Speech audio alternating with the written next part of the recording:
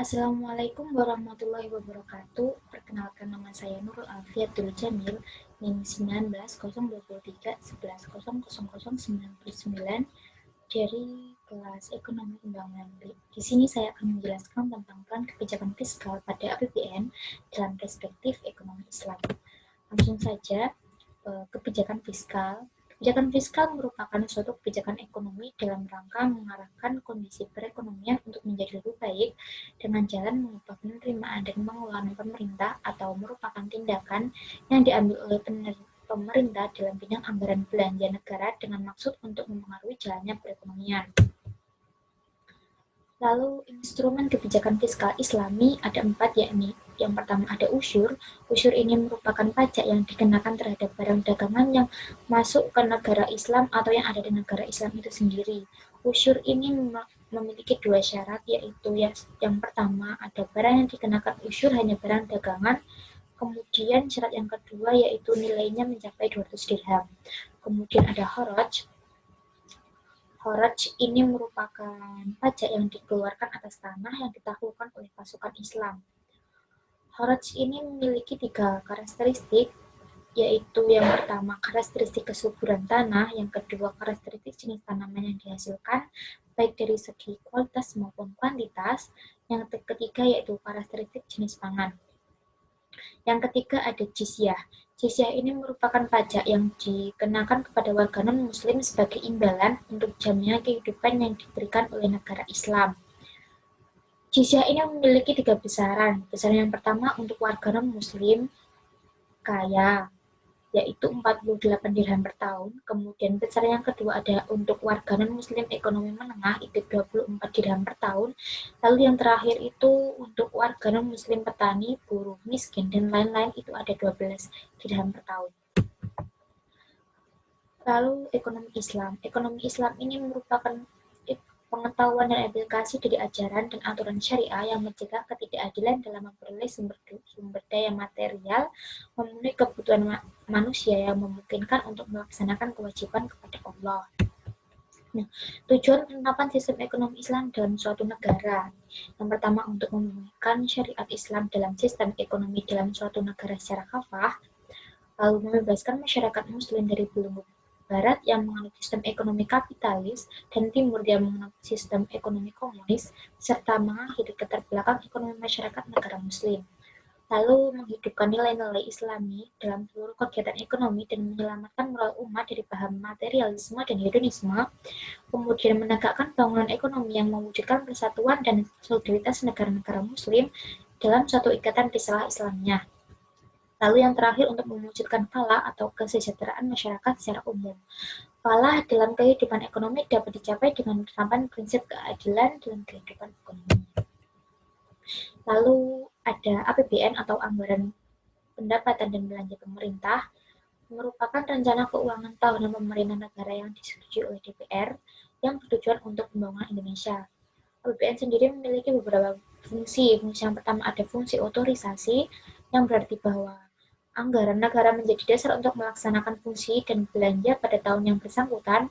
Yang kedua ada fungsi perencanaan, yang berarti bahwa negara dapat menjadi pedoman untuk merencanakan kegiatan pada tahun tersebut. Kemudian yang ketiga ada fungsi pengawasan, yang berarti bahwa anggaran negara harus menjadi pedoman untuk menilai apakah kegiatan penyelenggaraan pemerintah negara sesuai dengan ketentuan yang telah ditetapkan. Lalu fungsi selanjutnya ada fungsi alokasi, yang berarti bahwa anggaran negara harus diarahkan untuk mengurangi pengangguran dan pemborosan sumber daya serta meningkatkan efisiensi dan efektivitas perekonomian. Fungsi selanjutnya ada fungsi distribusi, yang berarti bahwa anggaran negara wajib memperhatikan keadilan dan kepatutan.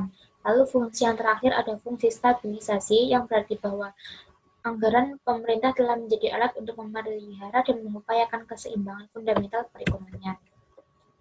Lalu masuk ke kebijakan fiskal dalam pengeluaran dan penerimaan negara. Dalam sistem APBN di Indonesia menerapkan kebijakan fiskal ekspansif, yaitu belanja negara lebih besar penerimaannya. Menurut Abu Salman Lubis, faktor penyebab terjadinya pembengkakan pengeluaran negara salah satunya karena tingginya tingkat pembangunan ekonomi.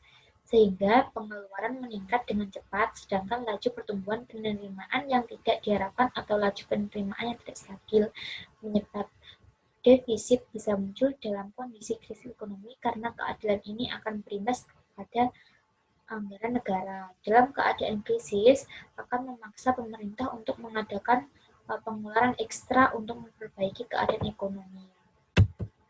Kemudian pembiayaan infrastruktur dalam perspektif Islam. Nah, pembiayaan dalam negeri adalah suatu pembiayaan yang berasal dari perbankan dan non-perbankan dalam negeri yang meliputi hasil privatisasi, penjualan aset perbankan dalam rangka program restrukturisasi, surat utang negara, dan dukungan infrastruktur. Semua pembiayaan dalam negeri ini diatur dalam APBN yang tadi sudah dijelaskan di depan. Dalam alokasi pembiayaan Islam lebih produktif yang digunakan untuk hal yang memberikan dampak positif dalam kemaslahatan umat, sehingga tidak ada kesenjangan sosial dan ekonomi. Dalam hal ini, adanya pemerataan distribusi berdampak kepada anggaran pengeluaran dan penerimaan negara yang adil. Kemudian kebijakan pengeluaran dan penerimaan pemerintah dalam perspektif Islam ini dibagi menjadi dua, ada pengeluaran negara dan utang negara. Nah, pengeluaran negara itu lebih ke untuk pengeluaran para gubernur, menteri, dan pejabat pemerintah lain, kemudian untuk memelihara keadilan, lalu untuk pembiayaan pendidikan warga negara, baik siswa maupun guru, lalu untuk utilitas umum, infrastruktur, dan gugus tugas ekonomi harus ditanggung. Nah, ini untuk yang perspektif Islam. Lalu ke utang negara. Utang negara berasal dari utang dalam negeri maupun luar negeri.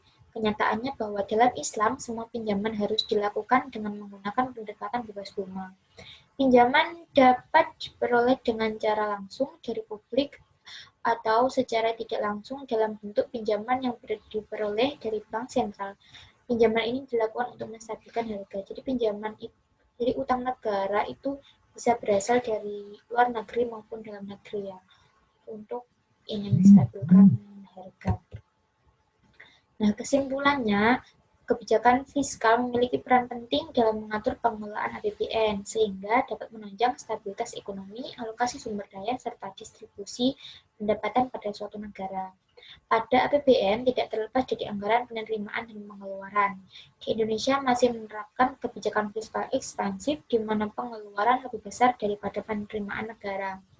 Pada sistem belanja negara, kualitas belanja diarahkan pada pemanfaatan anggaran yang bersifat produktif dan prioritas, diantaranya seperti pembangunan infrastruktur, pengurangan kemiskinan, penciptaan lapangan kerja, dan pengurangan kesenjangan. Dalam perspektif Islam, pengeluaran diperuntukkan untuk para gubernur, penjabat pemerintah yang dibiayai dari anggaran penerimaan FAI. Selain itu, anggaran diperuntukkan untuk memelihara keadilan, biaya pendidikan, utilitas umum, dan infrastruktur. Nah, itu yang dapat saya sampaikan. Apabila ada kurang lebihnya, saya mohon maaf. Terima kasih. Wassalamualaikum warahmatullahi wabarakatuh.